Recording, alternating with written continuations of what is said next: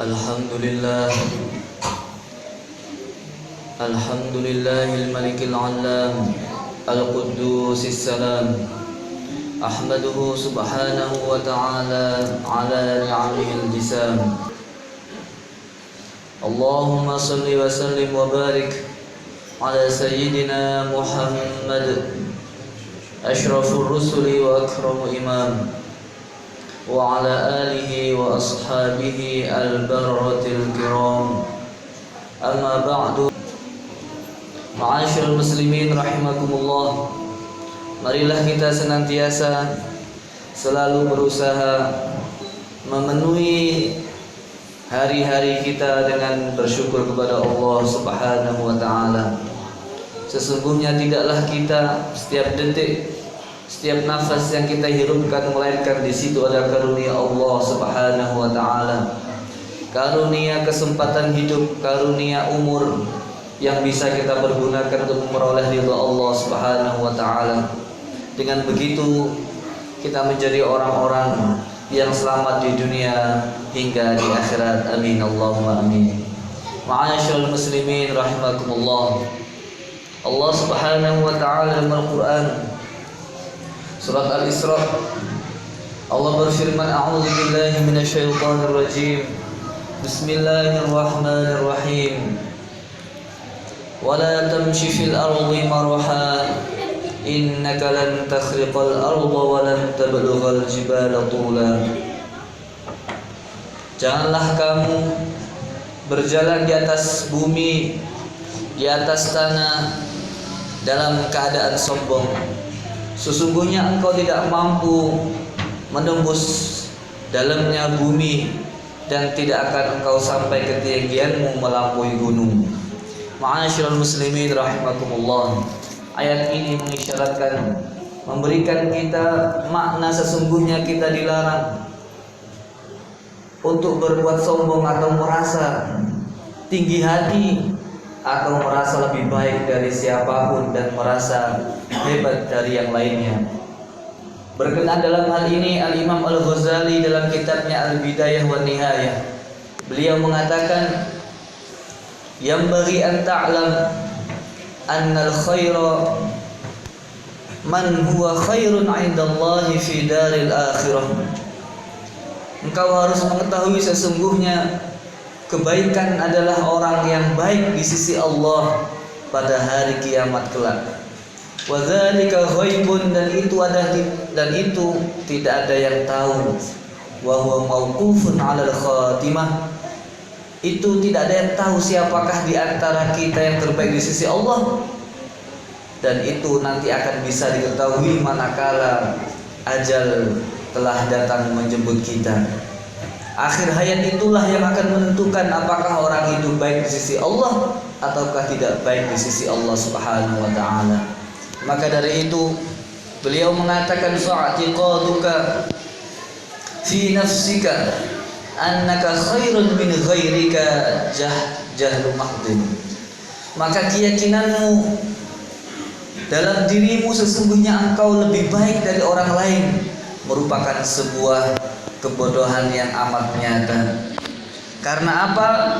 Karena sesungguhnya tidak ada yang tahu kebaikan kecuali hanya Allah Subhanahu wa taala, dan itu Allah rahasiakan hingga ajalnya menjemputnya. Apakah yang harus kita lakukan? Apa yang harus tumbuh dalam rasa diri kita? Bal yang bagi alla tara ila ahadin illa wa anta tarahu illa wa anta tara annahu khairun minka. Maka hendaknya tidaklah engkau melihat orang lain, melainkan engkau melihat sesungguhnya ia lebih baik dari dirimu. Wa annal fadla lahu ala nafsika, dan sesungguhnya dia punya keutamaan melebihi dari dirimu. Ma'asyiral muslimin rahimakumullah. Apa yang telah disampaikan oleh Imam Al-Ghazali tersebut mengajarkan kepada kita agar tumbuh dalam hati kita sifat dan sikap tawadhu. Sikap tawadhu ini sesuai dan tidak jauh beda dengan apa yang disampaikan oleh Imam Ghazali, yaitu yang disampaikan oleh Al-Imam Hasan Al-Basri. Dia mengatakan, sesungguhnya tawadhu itu adalah tidaklah engkau keluar dari pintu rumahmu lalu engkau meyakini ada orang yang lebih baik darimu, itu artinya tidak ada orang yang lebih baik. Tidak ada orang, artinya tidak ada orang yang mana saya atau kita merasa lebih baik daripada orang lain. Itulah sifat atau sikap tawadhu. Ma'asyiral muslimin rahimakumullah. Berkenaan dalam hal ini, beliau memberikan beberapa kiat agar tumbuh rasa tawadhu dalam hati kita. Manakala kita melihat orang yang lebih dewasa, maka kita melihat sesungguhnya dia lebih banyak amal baiknya daripada kita yang masih muda. Otomatis kita sedikit amal baiknya dibanding beliau yang sudah tua. Manakala kita melihat anak yang lebih kecil, yang lebih muda dari diri kita, maka kita melihat sesungguhnya ia lebih sedikit dosanya dibandingkan saya atau kita yang lebih lama hidupnya. Tentu anak itu lebih mulia di sisi Allah karena sedikit dosanya. Manakala kita melihat orang yang lebih berilmu, orang yang punya ilmu yang banyak, maka kita harus merasa sesungguhnya ia mendapatkan karunia dari Allah yang amat besar yang tidak saya dapatkan dari Allah. Itu akan menumbuhkan sifat tawadhu agar kita tidak merasa lebih baik daripada orang lain. Tetapi manakala kita melihat orang yang bodoh, maka kita melihat sesungguhnya ia boleh jadi melakukan kemaksiatan atau kedurhakaan karena dia tidak tahu, sedangkan kita berbuat maksiat dalam keadaan tahu atau dengan sengaja. Maka hal ini akan menumbuhkan sifat tawadhu pula. Dan manakala kita melihat orang kafir yang jelas-jelas tidak beriman kepada Allah, maka kita meyakini sesungguhnya belum tentu ia mengakhiri hidupnya dalam keadaan su'ul khatimah, belum tentu ia mati meninggal dalam keadaan kafir. Dan saya meskipun saat ini, detik ini diberi Allah kenikmatan iman, belum tentu kita bisa menjaganya hingga akhir hayat menjelang. Ma'asyiral muslimin rahimakumullah. Inilah sifat tawadhu yang harus ada dalam diri seorang mukmin, yang mana ini merupakan sebuah perintah dari Allah Subhanahu wa taala. Meyakini diri kita lebih baik daripada orang lain, itu adalah sifat, itu adalah karakter iblis yang telah diabadikan kedurhakaannya oleh Allah dan tempatnya di neraka jahanam selama-lamanya. Iblis alaihissalam dalam Al-Quran disebutkan Allah Subhanahu wa taala berfirman, a'udzubillahi minasyaitonir rajim, bismillahirrahmanirrahim. Qala ya iblis, qala ma mana'aka alla tasjuda idza amartuk. Wahai iblis, apa yang membuat engkau tidak mau tunduk patuh terhadap apa yang kuperintahkan untuk sujud kepada Nabi Adam? Maka iblis menjawab, qala ana khairun minhu, qala ana khairun minhu khalaqtani min nar wa khalaqtahu min tin. Wahai Allah, saya sungguh tidak layak, tidak pantas, dan saya tidak mau untuk taat kepadamu ya Allah, untuk bersujud kepada Nabi Adam, karena sesungguhnya aku lebih baik daripadanya. Engkau menciptakan aku dari api, sedangkan engkau menciptakan Nabi Adam dari tanah. Maka tidak layak bagiku untuk sujud dan tunduk kepada Nabi Adam.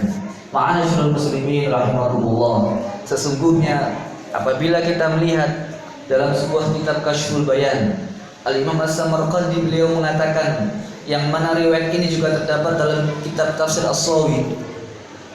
Diceritakan sesungguhnya dari Ka'ab Al-Akhbar, beliau mengatakan, inna iblis kana khazinal jannati arba'ina alf sanah. Sesungguhnya iblis itu pernah menjabat, pernah menjadi penjaga surga selama 40.000 tahun.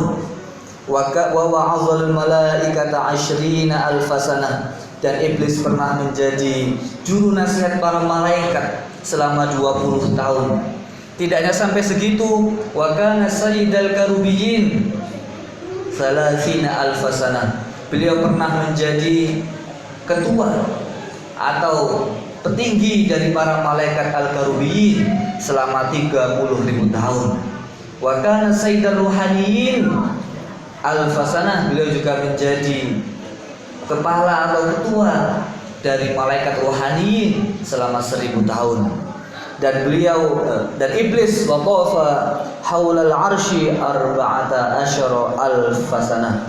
Dan ternyata iblis juga pernah tawaf mengitari arsy selama 14.000 tahun. Tetapi bagaimanakah akhir hidupnya?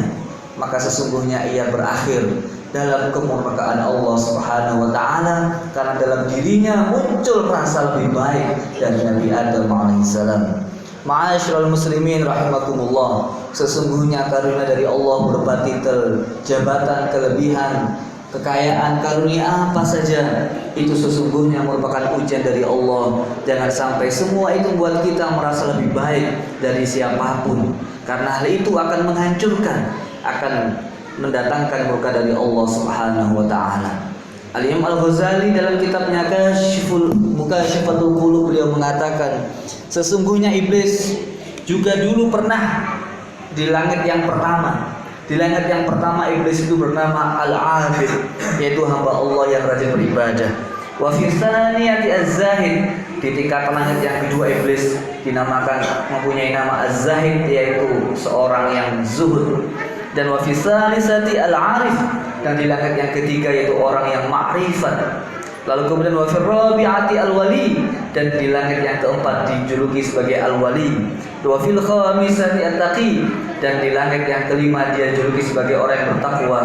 Wa fis sadisati Azazil, dan di langit yang keenam dijuluki sebagai Azazil. Wa fil Lauhil Mahfuz Iblis, dan dinamakan iblis pada Lauhul Mahfuz. Tetapi sesungguhnya karena iblis yang mendapatkan laknat dari Allah merasa lebih baik, tidak taat kepada Allah karena dalam dirinya merasa tidak layak untuk taat dan patuh kepada orang yang merasa dianggapnya lebih rendah dari dirinya, sehingga mendatangkan murka Allah. Dan iblis lebih memilih neraka jahanam daripada mentaati perintah Allah Subhanahu wa taala. Maka dari itu sungguh janganlah sampai kita merasa lebih baik, janganlah sampai ini kita sudah merasa sempurna, janganlah sampai kita merasa ibadah kita sudah sangat banyak sekali. Sesungguhnya itu semuanya adalah ujian dari Allah Subhanahu wa taala. Bahkan Al-Imam Ibnu Athaillah As-Sakandari dalam kitab Hikamnya beliau mengatakan, anta ila hilmihi idza ata'tahu ahwaju minka ila hilmihi idza asaitahu. Sesungguhnya engkau wahai manusia lebih butuh kepada rahmat Allah pada saat engkau berbuat taat daripada pada saat engkau berbuat maksiat. Karena ketika engkau berbuat taat, boleh jadi dalam ketaatanmu disusupi rasa-rasa merasa hebat, rasa merasa baik, rasa merasa sesungguhnya kita lebih baik daripada orang lain. Sungguh ini sangat membahayakan. Daripada saat-saat kita bermaksiat kepada Allah, maka sesungguhnya ketika kita bermaksiat, hal itu akan memunculkan dalam diri kita rasa hina, rasa tak berdaya, rasa tidak mampu, dan itu semuanya akan membuat kita menghamba, memohon dengan sangat ampunan dan rahmat dari Allah Subhanahu wa taala. Ma'asyiral muslimin rahimakumullah, sudah berapa banyak contoh-contoh dari kaum-kaum terdahulu yang hidupnya hari-harinya diisi dengan ketaatan, tapi pada akhirnya ajal menjemputnya dalam keadaan kekafiran kepada Allah. Sebut saja misalkan dalam kitab tafsir Al-Qurtubi, seorang ulama pada zaman Nabi Musa yang bernama Bal'am bin Ba'ur. Dia ini, kata Malik bin Dinar, adalah mujabud da'wah fi syada'id. Dia ini termasuk seorang yang sangat diijabah doanya oleh Allah.